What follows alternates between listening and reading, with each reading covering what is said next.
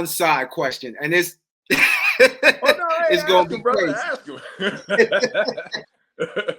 Once the game was over, did you happen to catch? I know y'all was in the locker room. Did y'all happen to catch the whole Janet Jackson debacle with a Oh boob yeah, yes. No, I'm gonna tell you what's crazy about that. We was actually on the sideline. We was on the sideline when we seen it because people. Here's the thing: halftime, even though it's that big, the halftime show is super long. Well, the thing is, halftime of any football game, any NFL game, we only in the locker room for like a couple minutes. Okay. Because when the first half is over with, we go in the locker room. Okay, we sit there for about 30 to 45 seconds, collect our thoughts, talk to each other a little bit. Then we break off. Offense over there, defense over there. Okay, you meet with your coordinators. Then that only to meet with your coordinators, he going over the adjustments for like a minute. Then they just say, go to your position coach. Position coach, he going over the adjustments for like 30 seconds. And then you hear the strength coach yell out, 2 minutes. You know what I'm saying? And when we all gathering up in the middle of the locker room, head coach giving this second half speech, you know what I'm saying? Like, hey, woo, woo, woo, woo, woo. All right, let's go.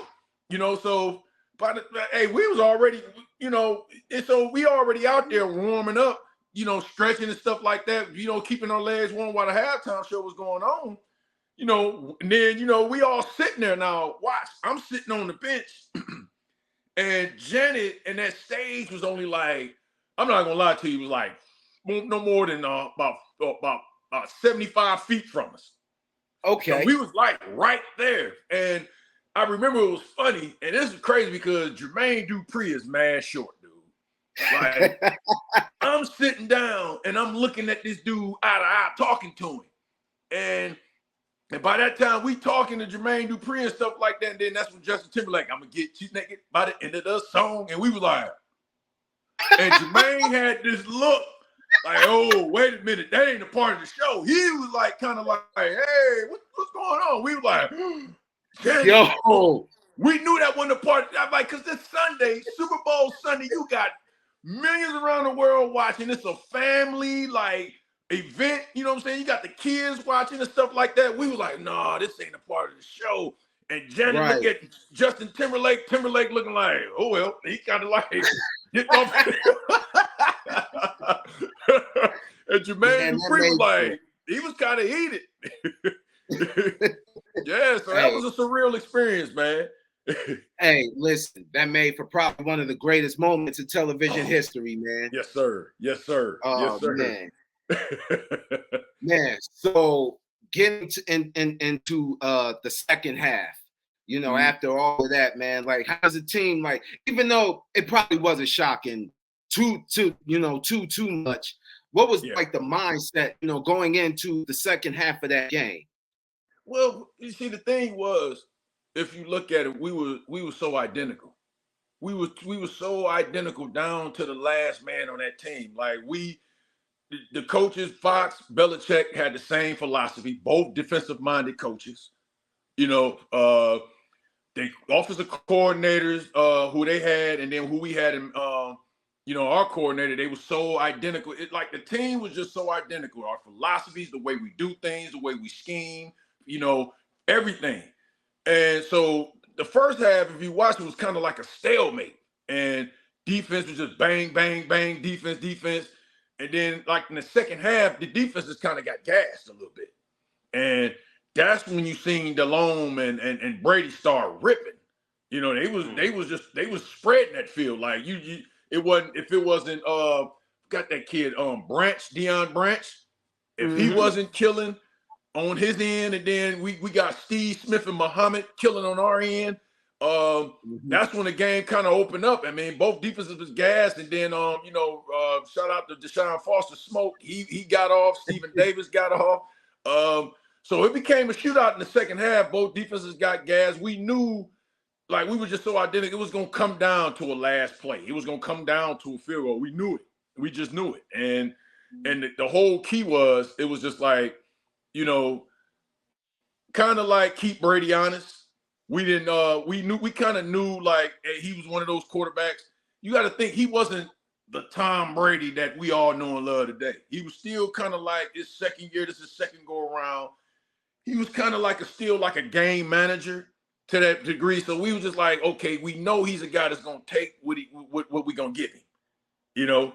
So he was just, but you know, he was just so cerebral, and you know, shout out to him, you know. And I'm not gonna, you know, like discredit. They the better team won. They deserved it, and I know a lot of people couldn't stand New England, you know what I'm saying, for that reason.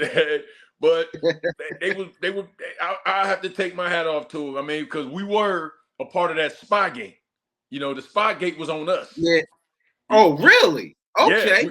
We was Spygate. They, you know what I'm saying, spied on us supposedly, but you know, I got that philosophy. If you watch that movie Blue Chips, Nick Nolte, when he was like, hey, I give them our offense, I give them what we doing on defense, because it's not what you do, it's how you do it. You got to execute at the end of the day. So, hey, man, you can watch our signals and stuff like that. It all comes down to execution.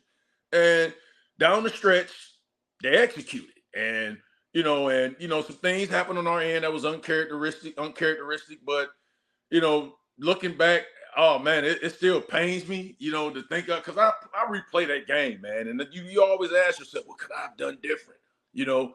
But we prepared, you know, up until, you know, we prepared well, and it's just the better team won, you know.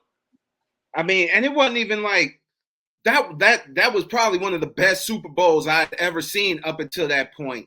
Man, you only lost by 3. So 3 point, 32, you only 29. lost by 3. So, you know, heading into the locker room, like, I always wonder, I mean, you know how the winners, you know, it's probably no greater feeling than winning the Super Bowl. What's like the feeling, you know, in the locker room, or, you know, just coming up short, man, and just that, like, damn, man. You know, can you describe that? Yeah, it's like you get there, and see me, I was a third year guy, and I was more so feeling real bad for the guys like Brinson Buckner, Ricky Prohl, Rodney Peete, Chris Winkie. And Jake Delhomme, Musa Muhammad, Steve Smith, and all those guys. I really felt for the veterans, man, because you don't get there, you know. It's what's the likelihood of getting back there? You know, like, everybody's not Jerry Rice or Joe Montana and Tom Brady, to where you just gonna, you know, or Dion, you just gonna Troy Aikman them, you just gonna see it regardless. But, you know, you don't get, it's like, what's the chance you're gonna get back there? Because, you know, we all know the loser of the Super Bowl is gonna get the tougher schedule the next year, and they're gonna make it harder for you to get back there. And, you know, so we knew guys was gonna leave, guys were gonna get new contracts.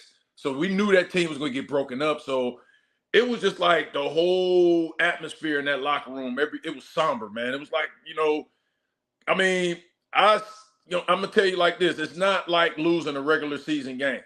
It's like we lost the big one. And it was just like, damn. And then I can just remember going to Jake Delhomme, and I just say, hey, bro, you ain't got no, because he was hanging his head like, damn, he really genuinely felt he lost that game for us. And I ain't gonna lie to you. I went up to Jake Delhomme. I say, hey, bro, I'm gonna tell my daughter about you, man. You ain't got nothing to hang your head about, man. Like, dude, you fought you fought your ass off to get to where you got, man. You came from the Arena League. You was a career backup. He took that same path. As a matter of fact, I think they was like Arena League or NFL Europe teammates, him and Kurt Warner. Yeah. You know? Yeah. So they kind of like had that same path. So, you know, Jake was, out of everybody, Jake took it hard.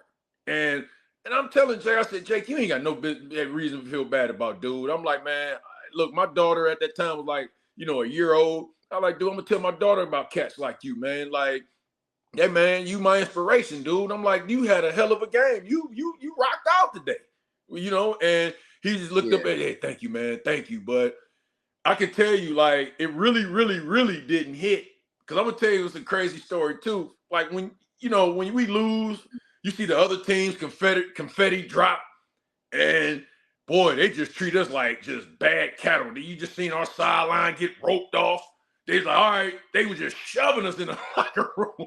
Like, dude, like, yeah, man, like they treated us like we couldn't even really stand around and congratulate the guys like that. Congratulate New England. You know what I'm saying? Because it was a couple guys that we knew that we was former teammates with in the other NFL clubs. So we weren't, but they was like the media, security, like, come on, keep it pushing. They had the rope on our sideline. Come on. They was just pushing us in the locker room. You know what I'm saying? We seen all that red, white, and blue confetti drop. And